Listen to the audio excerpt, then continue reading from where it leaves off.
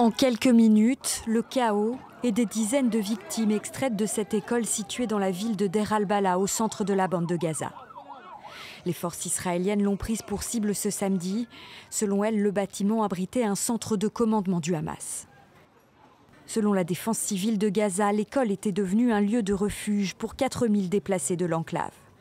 Les frappes israéliennes ont causé la mort de plusieurs dizaines de Palestiniens et fait au moins 100 blessés. Nous étions assis dans l'école, nous avons été surpris par la chute de plusieurs missiles.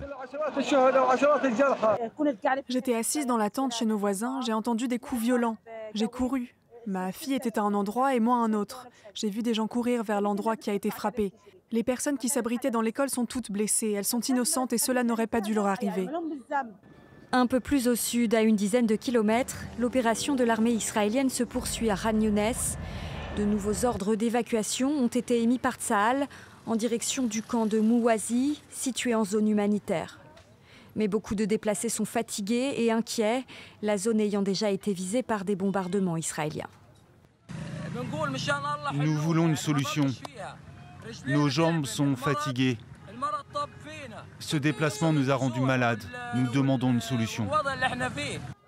Depuis lundi, plus de 180 000 personnes ont été déplacées de Khan Younes à cause des combats.